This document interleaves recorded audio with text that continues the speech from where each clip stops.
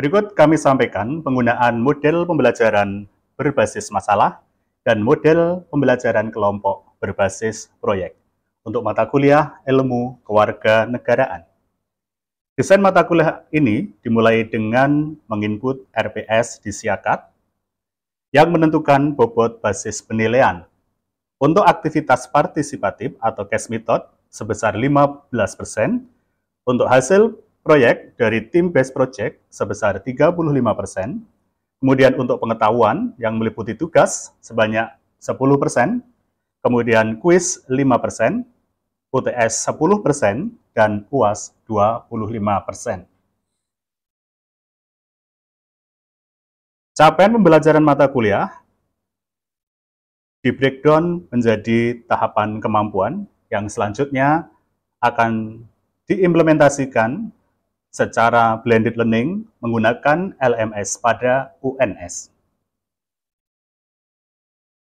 Ini adalah desain LMS menggunakan pada UNS sebagai dukungan pelaksanaan pembelajaran blended learning, kombinasi antara pembelajaran tatap muka dengan daring.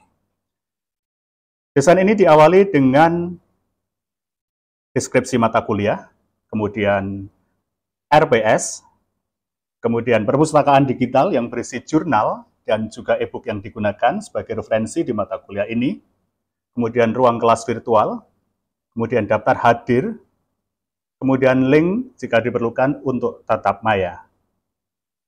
Pertemuan pertama diawali dengan topik pengantar dan orientasi mata kuliah ilmu kewarganegaraan yang didesain sedemikian hingga mulai dari tujuan pembelajaran dan satuan acara perkuliahan. Kemudian pada pertemuan kedua, topiknya adalah dasar ontologi, epistemologi, aksiologi, dan ilmu kewarganegaraan. Diawali dengan tujuan pembelajaran, kemudian satuan acara perkuliahan, dan beberapa aktivitas penunjang lainnya. Pada pertemuan ketiga adalah metodologi ilmu atau studi kewarganegaraan yang diawali dengan tujuan pembelajaran, kemudian satuan acara perkuliahan, dan beberapa aktivitas di LMS pada UNS. Baik, pada pertemuan keempat, kita masuk pembahasan sejarah, civics, dan ideologi kewarganegaraan dengan menerapkan model pembelajaran berbasis masalah. Di pertemuan keempat ini, kita menyusun beberapa fase, mulai dari orientasi masalah, mengorganisasi mahasiswa, membimbing penyelidikan individu dan kelompok, mengembangkan dan menyajikan hasil karya, dan yang fase terakhir, menganalisis dan mengevaluasi proses pemecahan masalah. Di sini kami betul-betul menekankan bagaimana mahasiswa untuk finding masalah dan juga skill yang paling utama di sini kita menerapkan bagaimana mahasiswa melakukan penelusuran pustaka atau studi literatur. Selanjutnya di pertemuan kelima kita membahas tentang komponen ilmu kewarganegaraan, pendidikan kewarganegaraan, yang mana kita bahas secara rinci tentang apa itu civic knowledge, civic skill, dan civic disposition. Kemudian di pertemuan keenam kita menyajikan hasil telaah civic knowledge, civic skill, dan civic disposition dalam PKN persekolahan. Kita bedah kurikulum 13 dan juga kurikulum Merdeka. Selanjutnya pada pertemuan ke-7 kita melakukan penyajian hasil telaah permasalahan yang muncul pada perkembangan sejarah dan civic ideologi dalam studi kewarganegaraan. Bahwa yang telah kita lakukan itu selalu kita runtutkan dengan sintaks sehingga kemudian akan tetap disajikan apa yang kemudian telah ditugaskan, kemudian kita sampaikan pada proses penyajian, pada saat pertemuan dengan agenda penyajian. Selanjutnya di pertemuan ke-8 kita melakukan ujian tengah semester. Kemudian pada pertemuan ke-9 kita melakukan refleksi terkait dengan ujian tengah semester yang telah kita lakukan. Kemudian melakukan proses remedial dalam rangka kita menerapkan mastery learning. Selanjutnya pada pertemuan 10 kita masuk ke dalam perkembangan isu global IKN-PKN, yang mana di sini kita mulai betul-betul mengenalkan tentang isu-isu kontemporer kewarganegaraan.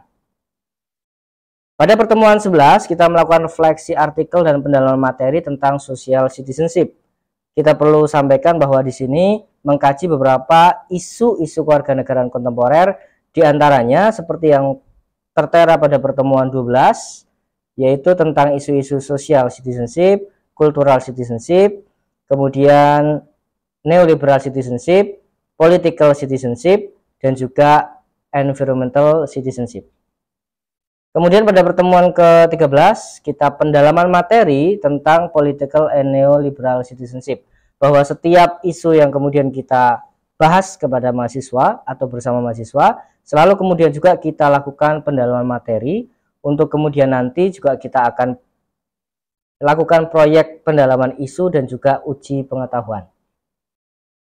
Pada pertemuan ke-14, kita menggunakan pembelajaran kelompok berbasis proyek atau PJBL dengan topik telaah isu-isu kewarganegaraan, pendalaman materi, environmental citizenship. Di sini tersedia tujuan pembelajaran, kemudian satuan acara perkuliahan, kemudian langkah-langkah pembelajaran kelompok berbasis proyek. Diawali dengan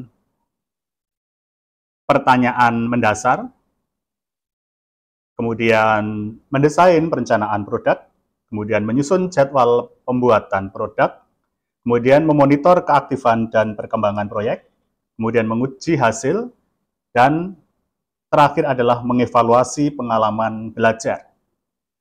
Untuk mencapai tujuan tersebut, maka tersedia bahan pembelajaran berupa format book chapter, kemudian cara membuat indeks dalam book chapter, kemudian ada contoh cover, ada contoh laporan, kemudian ada rubrik penilaian project, rubrik penilaian book chapter, serta ada format laporan project-nya.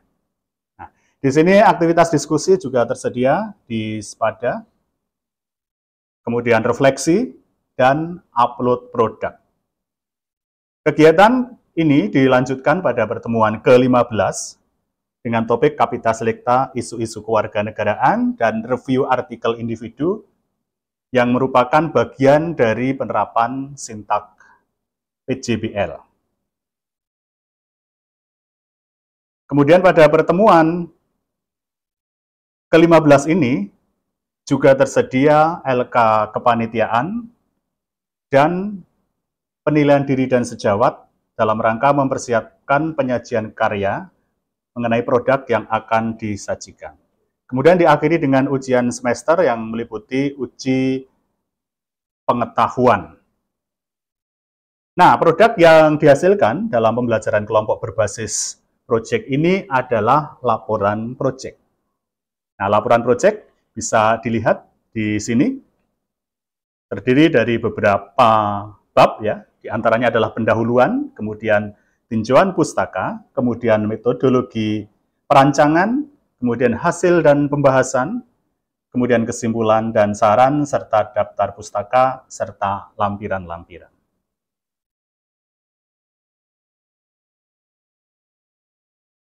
Kemudian untuk produk book chapter, bisa dilihat di sini. Book chapter judulnya adalah sesuai dengan kajian masing-masing kelompok. Dan setiap individu harus membuat artikel yang sesuai dengan kajian atau subtopik masing-masing kelompok. Nah, ini ada cover, kemudian ada identitas penulis, dan book chapter ini akan di-ISBN-kan ya. Nah, untuk isi book chapter adalah mulai dari kata pengantar, kemudian daftar isi yang di sini berisi mengenai karya mahasiswa tiap individu yang harus mendukung kepada topik kelompok atau subtopik yang sudah disajikan. Kemudian ada indeks dan profil penulis. Sekilas isi keseluruhan book chapter bisa dilihat seperti ini.